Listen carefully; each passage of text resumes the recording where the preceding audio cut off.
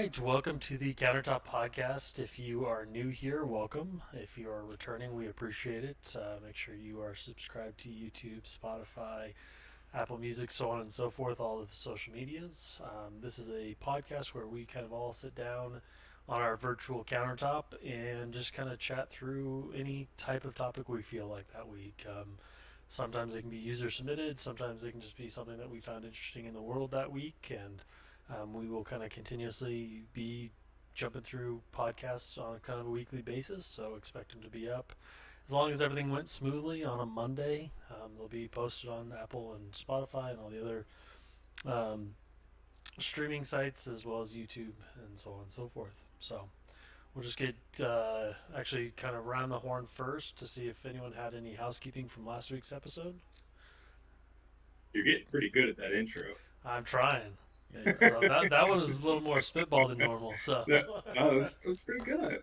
so perfect. Pretty good. Any housekeeping from last week? I had a couple of things, but I don't. I started thinking about it. I don't want to really make it about updating past things that I've talked about because I'm not current events. So Yeah. no, I've got nothing. Okay. Yeah, nothing for me either. Well, I will add something to your topic from last week because I read it today. Actually, that kind of the space debris that we kind of touched on briefly before our end of last episode. Okay. China came out today. I think it was today or yesterday, and one of their new ships has guided missiles that can now blow up things in lower Earth orbit. Space Force. Exactly.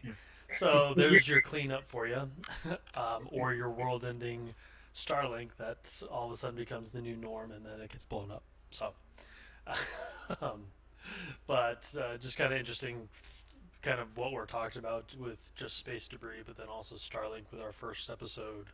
Um, you know, that's never really been a topic, and then all of a sudden now we're seeing things like that come out, which at the end of the day doesn't surprise me, but it's still becoming more and more real that we are going to be part of space and have a big function there. Yeah. It's been going on for a while, Yeah, but I'm glad you guys are aware of it now. yeah.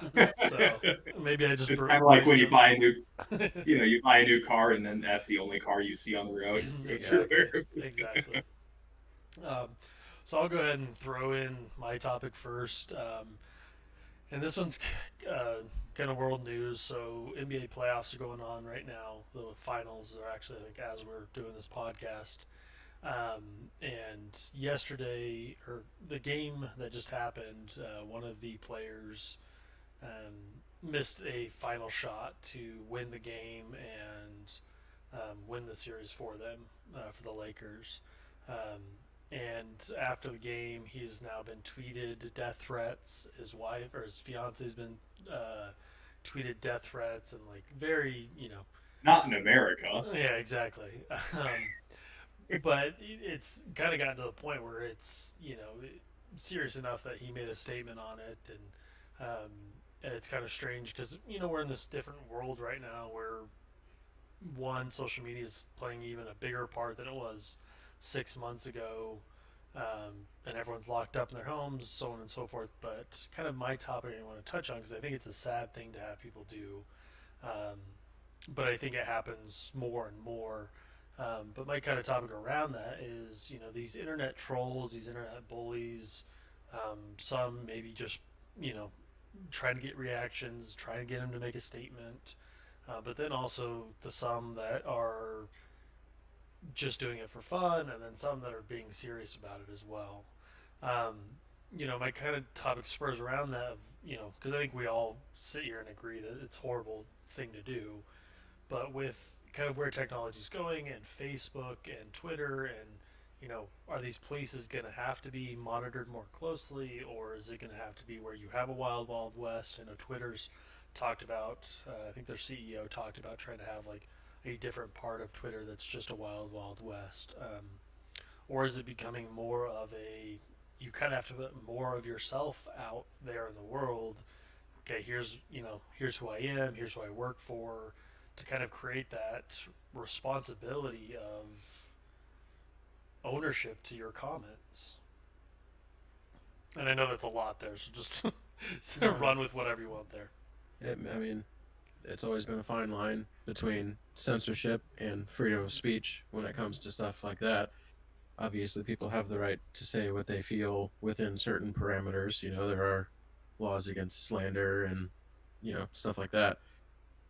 But I definitely do think ownership would play a part in it. I think there's too many situations where people are able to get away with saying things that they would not normally say in real life or even think of saying because there is a aspect of anonymity to the internet. Even if your name and picture and all that are tied to it, you're not talking to that person face to face. You don't have to face the direct repercussions from a statement like that Yeah. you would if you were within 5 feet of this person. Hmm. So I mean, I think that definitely plays a role. So how do you, how do you get there? Is it just a new type of social media that requires ownership? So, It's this weird I because would, you are a weird balance of freedom of speech as well. but that doesn't necessarily apply. So here's the hard thing to do, right? Is when you have a viewpoint, you have to be consistent. If you go into any business, you're not allowed to conduct yourself in any way you want. You can be removed from that business. Mm. We have to stop thinking about social media as anything other than a business. It is an owned platform that's publicly traded. It has a set of rules of conduct. If you can't conform to those rules of conduct, then you should be allowed to be censored. It's not freedom of speech because it's their business. Hmm. They're basically selling you as advertising. You are the commodity for them, for their advertisers who are paying them. That's why it's a free service for you. So if the you don't want to get too bundled up with should it be allowed or not be allowed because it's actually their product. It's their space. You're voluntarily there.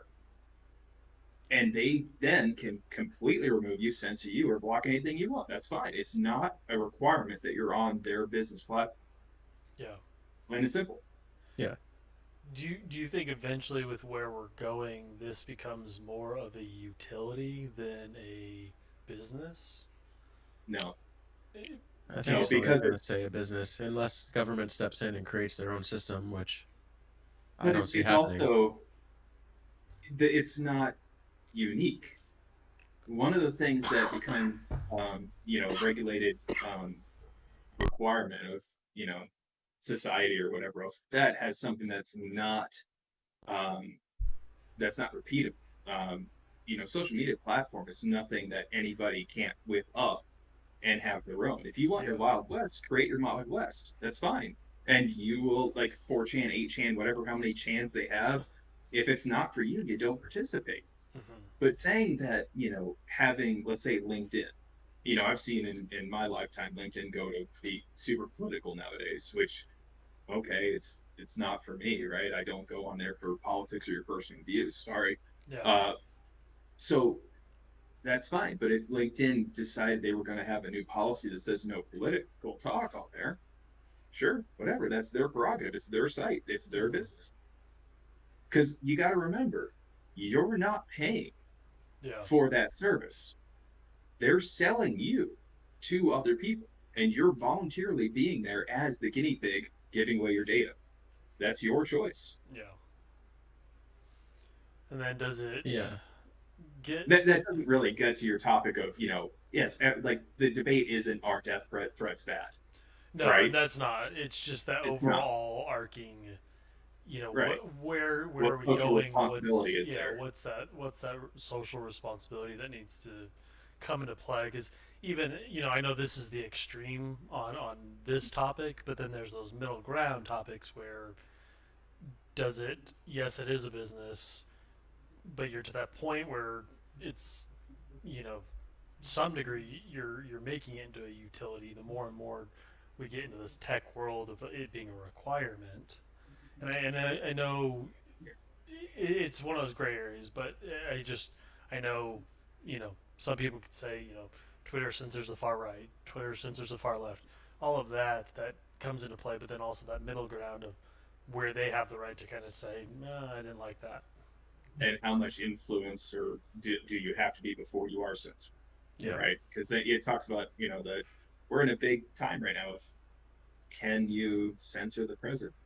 right? That's kind Yeah. of the thing. Yeah. And I find it hysterical because, you know, being me, it's kind of like, yeah, dude, like it's hysterical and funny. And sure, if he wants to use your platform, then fine. It's like if we post on different social media sites. If they say get off, okay, we might be upset, but it's certainly they're within their right. Yeah, absolutely.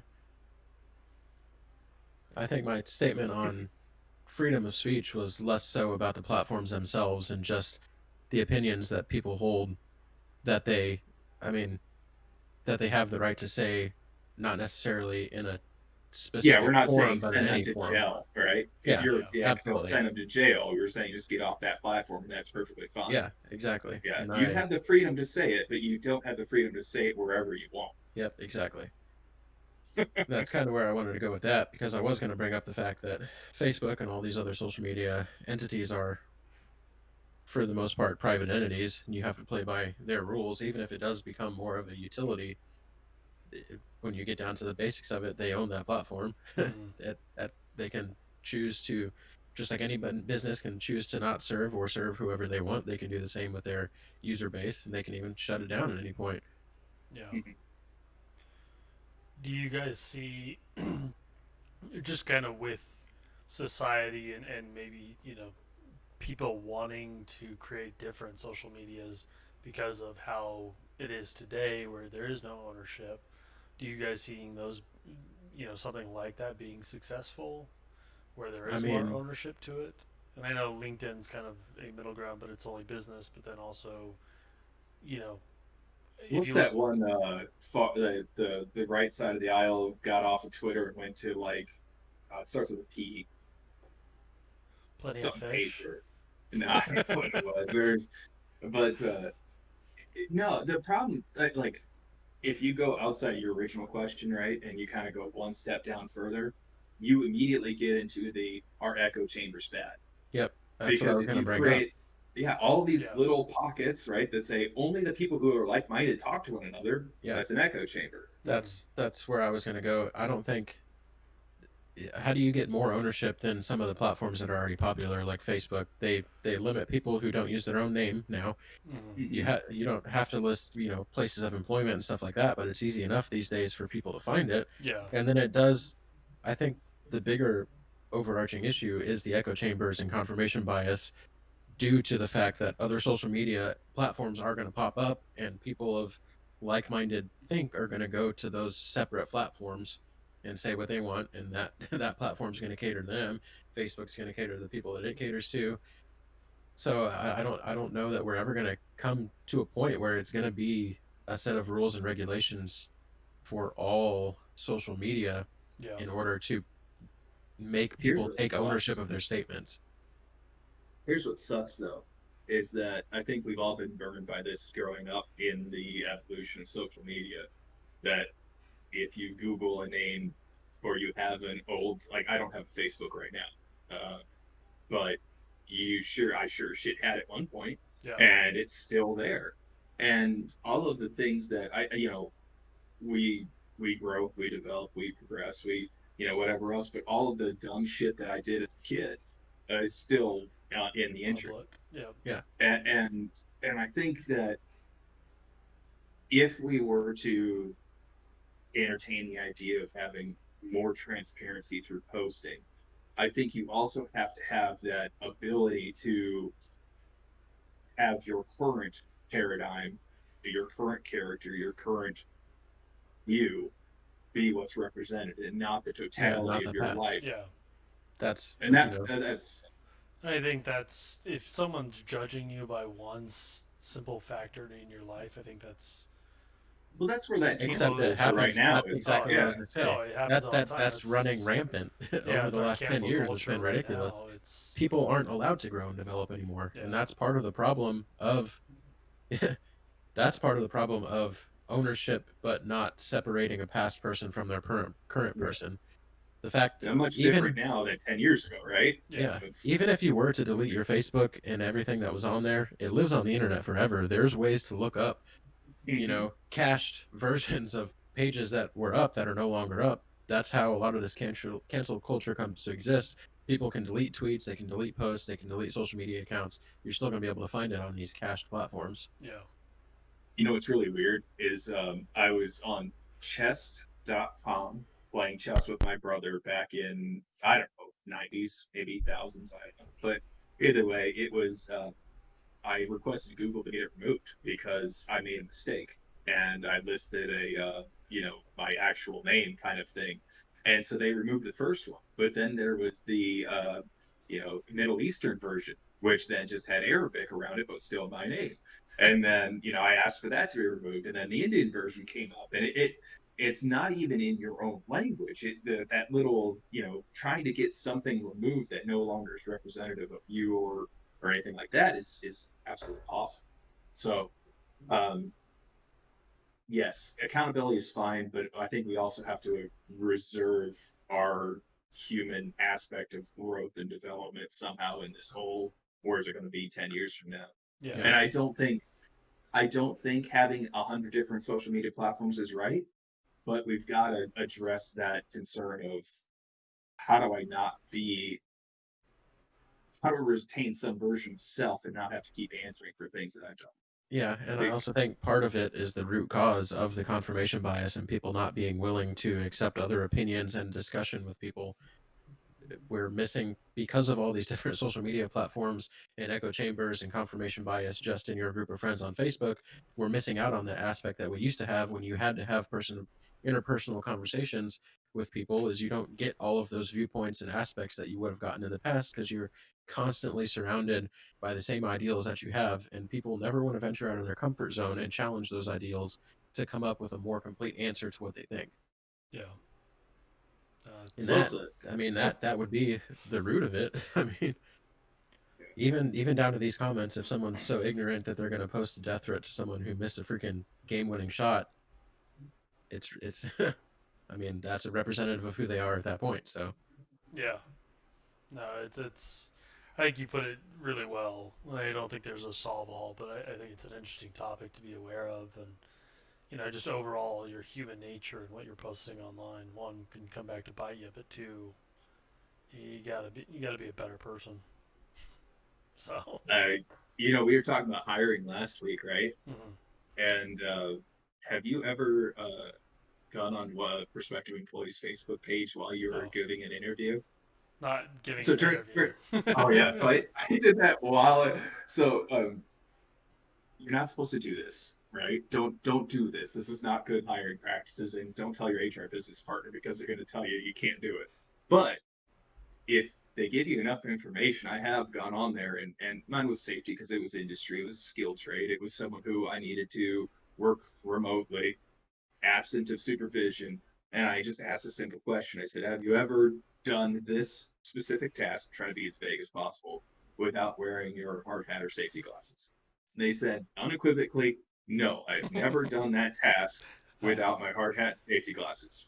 I went on their Facebook page and it was their profile picture, them doing that task without hard hat and safety glasses. And I just simply said to him while I was giving the interview, "Well, you might want to update your Facebook picture." And he just went silent. yeah, It was- Oh, that's so awkward, especially it during is during the interview process. during the interview process.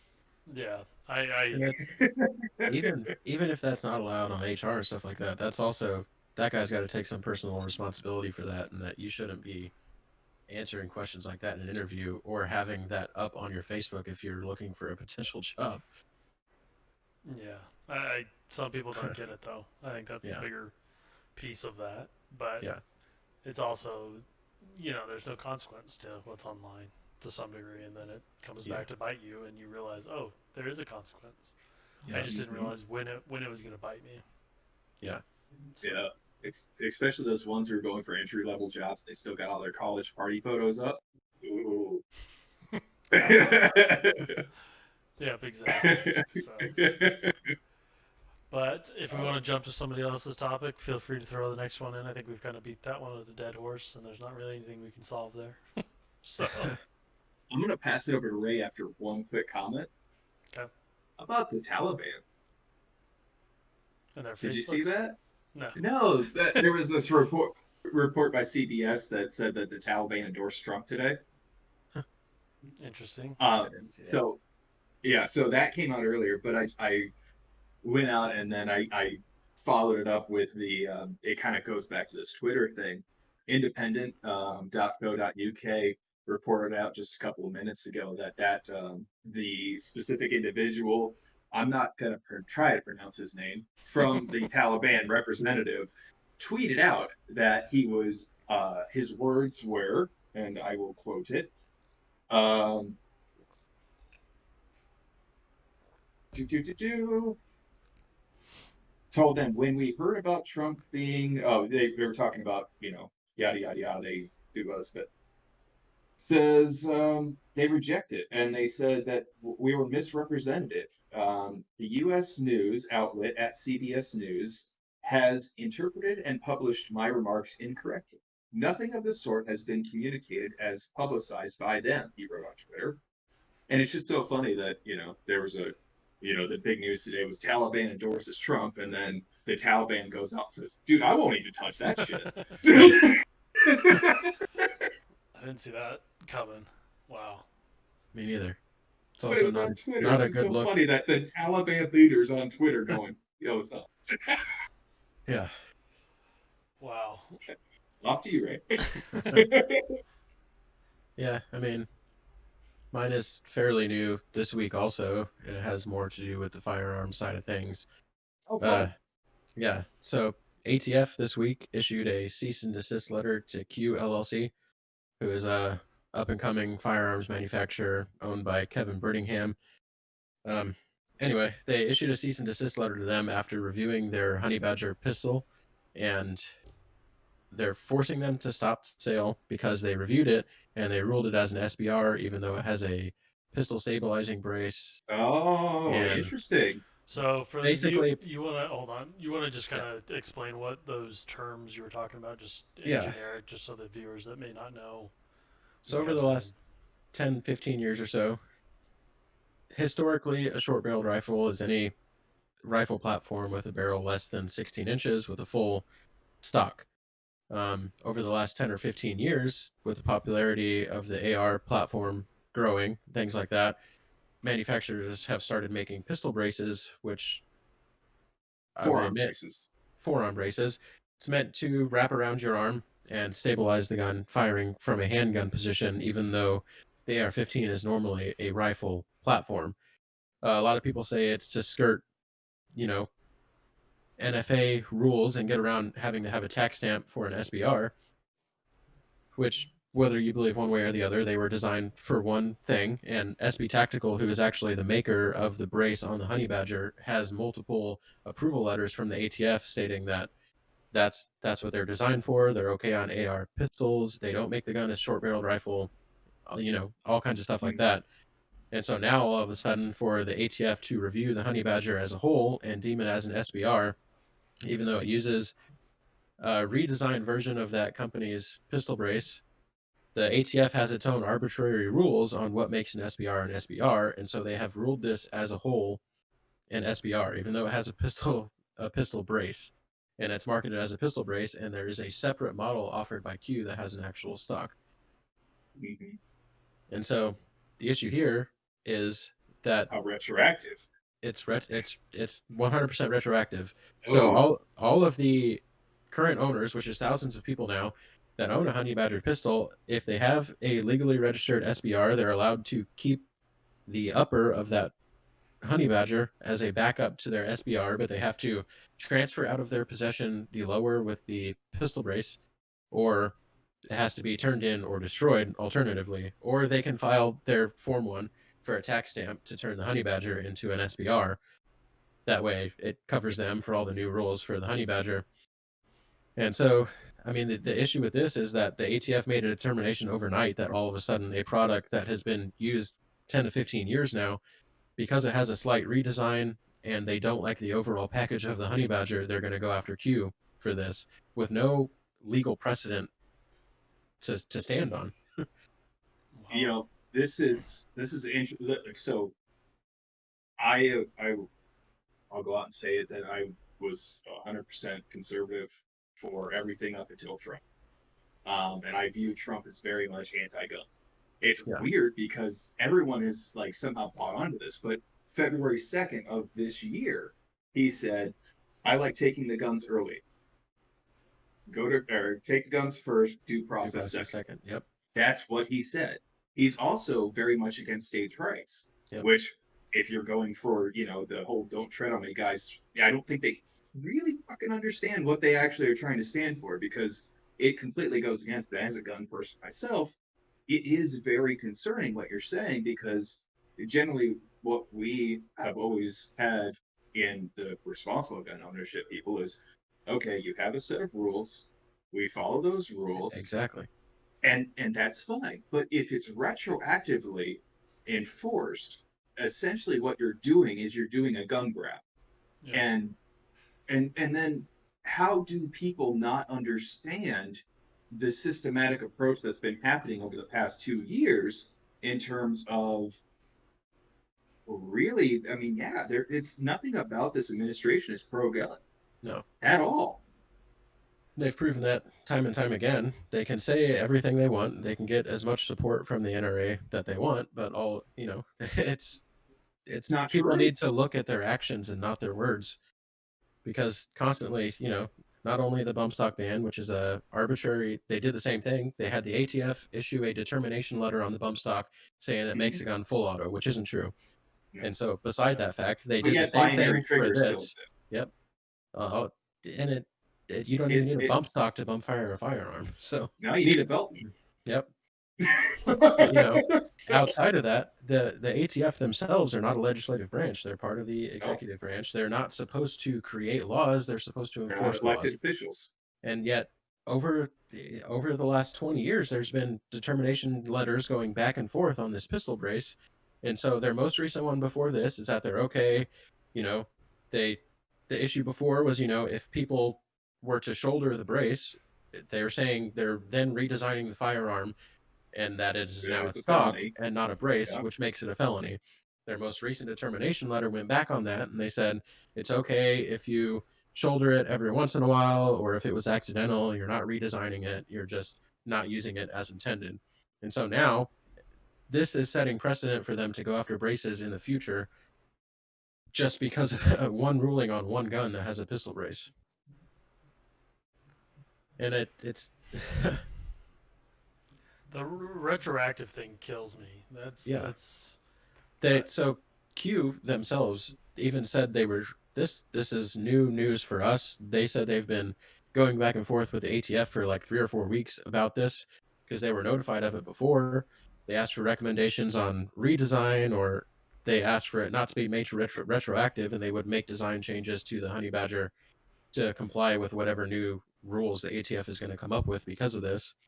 And they said at that point, the ATF um, stopped communicating with them. Didn't let them know if there was any kind of workaround that they could do. The ATF told them that they were not gonna avoid the retroactive penalties and stuff like that. So Q did everything in their power to try and comply with the ATF when they were told to stop manufacturing the Honey Badger pistol. yeah. They wanted to come up with a workaround and make it legal for everyone, but the ATF refused to communicate with them at that point, and then issued this cease and desist after the fact, and it caught them off guard.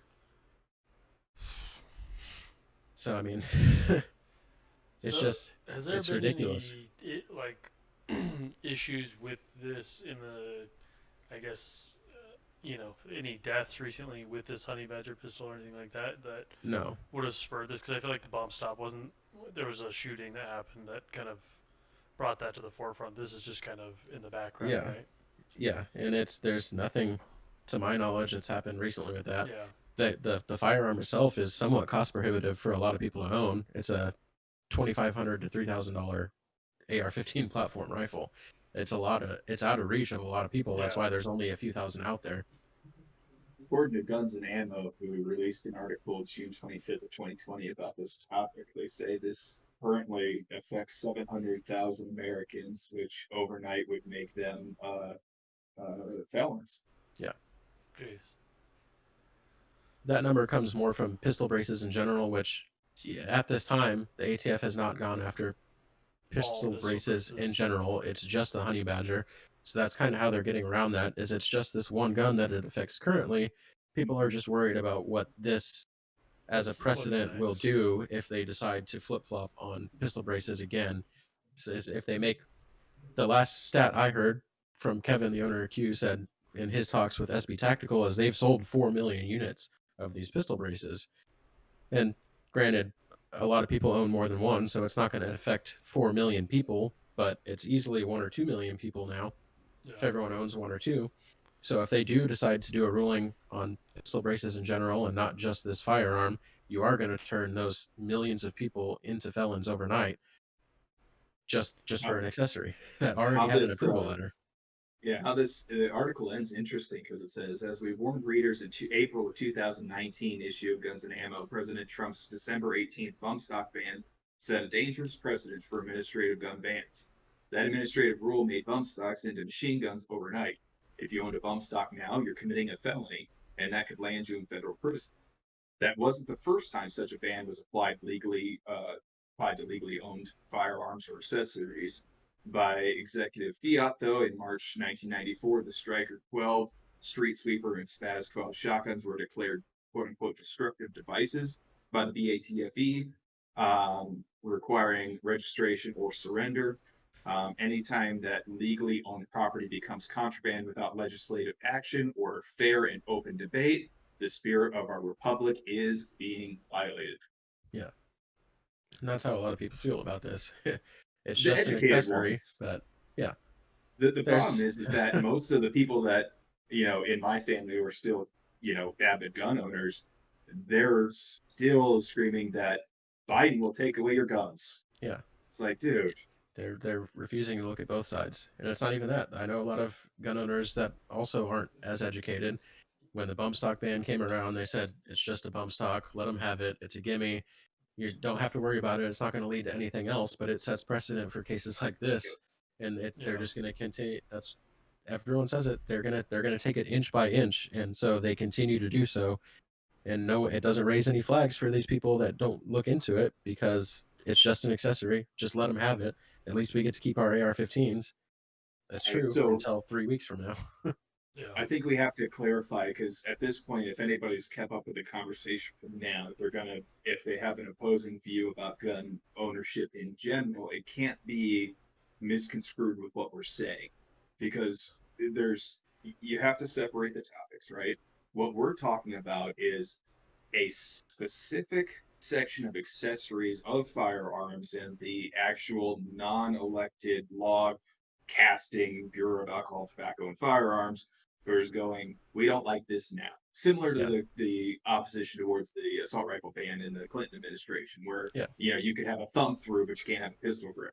yep, Those are that's the type of talk we're having now. We're not talking about is it Right to what have is guns responsible or gun yeah. ownership? Like, oh no, you yeah, have to separate that because that's a whole different topic. This one is specifically about you know individual liberties. yeah. And if you want a metaphor for it, for the same department, ATF, this is like them saying Dos Equis beer is no longer legal because they don't like it.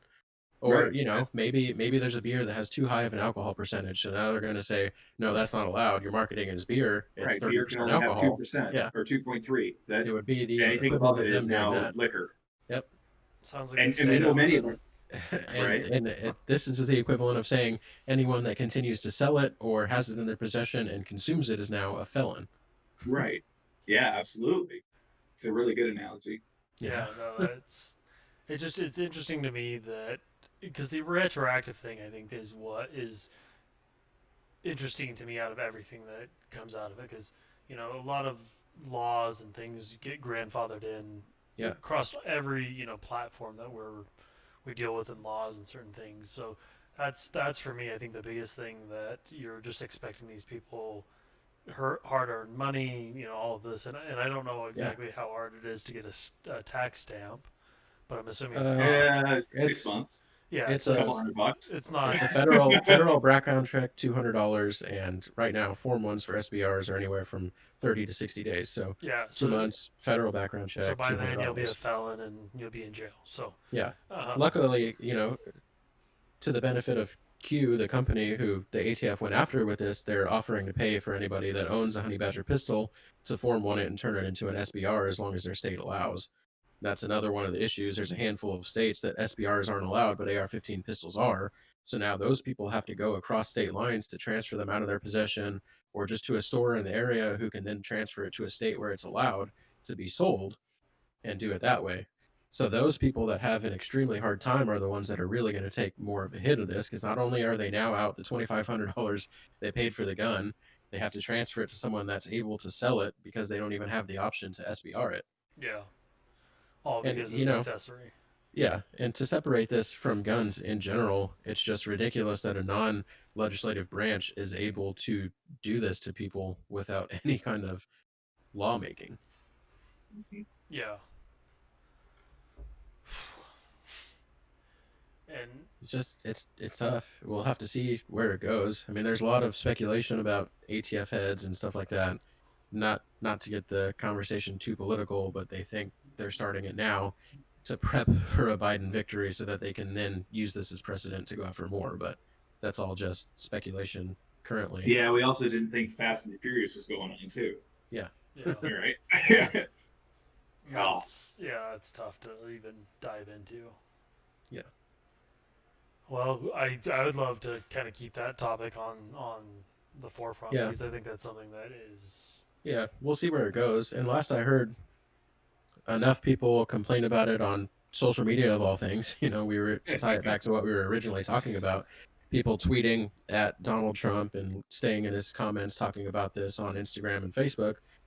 It has caused enough stir that the DOJ says they're looking into it and the ATF's overreach of power in this situation, but nothing's come of it yet. But this whole situation has really just developed in this week, so it'll be interesting to see where that goes. It might be something worth following up on, like you said, in future episodes. yeah. No, I think that would be great because I definitely the overreach powers is just something that this cause this could go to federal court and all of that if Yeah, it comes down to it. So this one may take some time, but hopefully they come up with something quickly. yeah. So, but well, my topic isn't anywhere near as heavy as y'all's. well, we can finish it up with a light one Oh, so as long as mine it's was not more. hippie corner again. It's not hippie corner today. But what I was going to talk about is, we're now in, I guess it'd be 7 months of quarantine, right? Something like Yeah, that. roughly 7, Yeah, depending on when you the started. state. But yeah, Right. And we're seeing, the hybrid work solutions that companies are proposing. My company as well. They're trying to figure out what does the future look like, and how does that work. And one of the biggest um, oppositions to creating a flex work environment has to do with the establishment of culture, right? And a lot of the successful companies are posting that uh, the reason that they were able to go 6, 7 months, maybe even longer, in a really tight turnaround with remote work and all that is because of the presence of culture.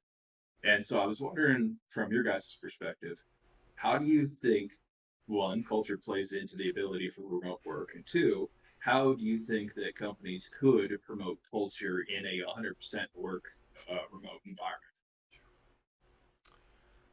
That's a heavy one. I know, but it's more of like just your opinion, yeah. because I know you guys are all professionals in different fields, so it's what's it look like for you?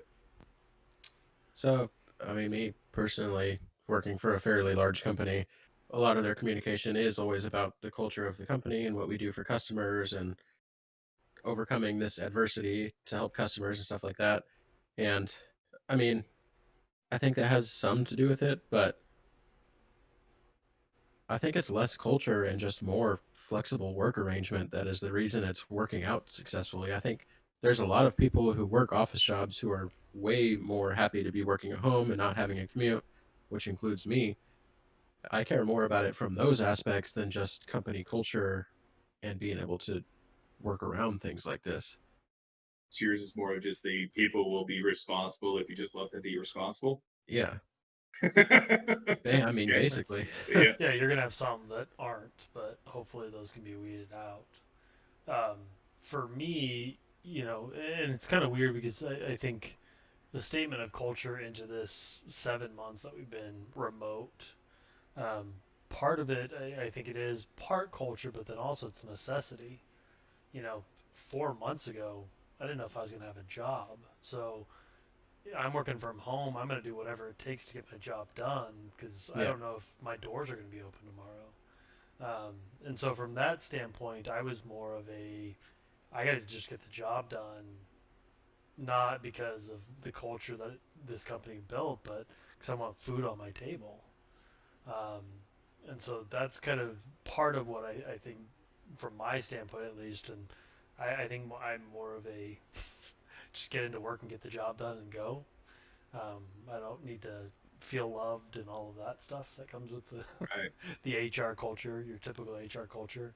Um, but I do find it interesting moving forward. I manage a number of people below me, and it is something that you do have to kind of try to understand, try to work with.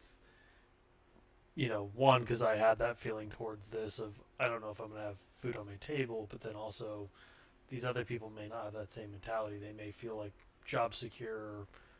I just need to do my job, or I can mess Yeah. around. Like they may have a completely different feeling. So from that standpoint, I think it is going to be somewhat difficult, and I don't think every company can just tie this to culture. I think they'd And love to, but I think a lot of the companies that are tying it to culture are also doing it, at least in part, to virtue signal.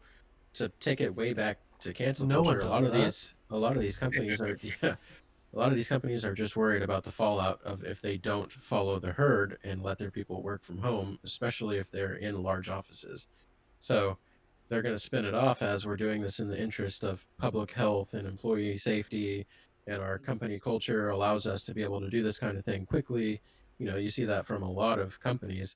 And while I do think that has a little bit to do with it, I think a lot more of it is just a strategic play to keep lawsuits and, Oh yeah, outbreaks. Obviously, a lot of it is to do to keeping outbreaks down so employees are still able to come in and work and stuff like that. But I'm just waiting for that CEO tape to come out from Jeff Bezos saying everyone should be in the freaking office.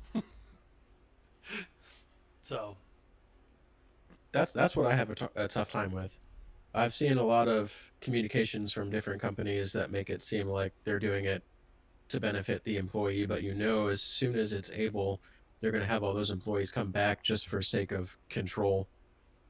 It's Sure. easier to control an employee base when you have them there with their management, and yeah, it's for the same reasons that we talked about earlier: ownership of any issues that arise, and things like that. Sounds good. I'm kind of in the middle of those two. I actually work in corporate offices, and where I think that my hesitation to go back is we've demonstrated over 7 months that it's possible. Yeah. yeah. Uh, you hit all the metrics that you're looking to do, and by me returning there, is it just because you want to the convenience of walking past my desk to talk to me, or is there actual a need here? Um, and having relocated from my position as well, like I could do the same thing remotely. Showed you that, so I would, I as an employee would say, well, let's look at the job field around and see who's actually making this a long term, business strategy, or who did, like you guys are saying, make it as Yeah. a short term PR thing. Because I think now more than ever, people who have the flexibility and the skill set are going to be looking for a permanent position with companies more. And I think that, as we have, high unemployment right now, I think there's going to be a lot of picking and choosing with, people willing to jump ship for remote opportunities now, Yeah. with, minimal travel, or even the co-working arrangements like you see were really popular in California, in San Francisco Yeah. area where, there wasn't defined businesses, they all shared public spaces that had touchdown zones or things like that, which you can use any other keywords you want, synergize, but it's just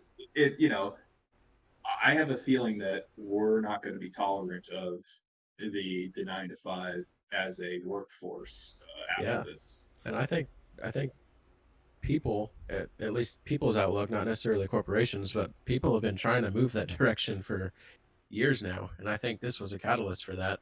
So I'm with you. We've been doing all of the work that we normally would have done in office, and for some reason they're still holding on to the fact that there's a handful of metrics that fall behind that have nothing to do with what we do. It has to do with the situation going on in the world right now, but they're still holding on to those to tie us to the office. They have not given us any kind of, they tell us through the end of the year we're working from home. We'll discuss it again at that point, but they refuse to give us an answer one way or the other. Where if we're doing everything that we can, I would be one of the people that's willing to move to somewhere outside of the city where our Amen. office is at, just for my own Better personal quality of life. happiness. Yeah, better quality Yeah. of life. And I can still do the same job at the same level I'm doing it now, and I don't have to be tied to this city where our office is at. So I'm with you. I'm waiting for the company to answer us one way or the other, because Well, I would prefer to be able to move, but I'm fine going back to the office too. I just they keep stringing it along. two things to add to that too is kind of Tanner, to your remark about employees looking elsewhere for remote jobs. I think you're going to have companies looking for better talent In remote other areas, yeah. in other areas because they know they can now, and so that gives them ability not to have the pool or the I have to transfer someone here to make this work and it costs me X dollar amount. Um, but then Do you think also, that's going to stem over countries then? Do you think that I we're going to have? I would be shocked if it didn't. You know, I wonder how that's going to look because right now, we're restricting our job searches and to remote or flex or something like that. But not, I haven't seen international. job board. Right, right. I haven't But seen why? that But trend. why wouldn't you, I knowing that don't. you can? You want the Absolutely. best candidates out there. You know. I think some of it will have to do with public outcry in that arena. Also, obviously, a lot of Americans aren't going to be happy with outsourced of work just because you can. That's been shown in the past. So I Yeah. think even if you have a talent pool outside of They the took our U.S., jobs. yeah, that's a good Well, example. That's how people feel, whether it's right or not. yeah. Global economy and all those kind of things. Obviously, outsourcing has been an option for years and years and years. It's been going on, and this seems like it could open up the door for more of it. But Yeah. it's up to the Yeah, but companies how now. about working for a Denmark company with their Yeah, 84 holidays a year? yeah. Yeah. Exactly. It goes both Start ways. applying now. Uh, Right? But and then another thing, kind of add to your topic, right, or your comment, Ray, about the your company not saying if they're going to make people go back. It's going to be interesting too with HR and requiring people to go back to the office. This virus, it's not going to be gone in 2021. Yeah, We all know that. We all can be realistic. So you're going to have companies saying, "Well, you got to be back in the office." Well, you want a lawsuit as soon as I get sick and die? yeah, and that's It's going to be a whole interesting realm when you get to that point where, yeah, I, you know, And then are you going to require vaccinations? Is another whole different oh topic yeah, on that. or Whole medical just checkups before you go back. right. Are they going to social distance in the office? Because that's what they've been.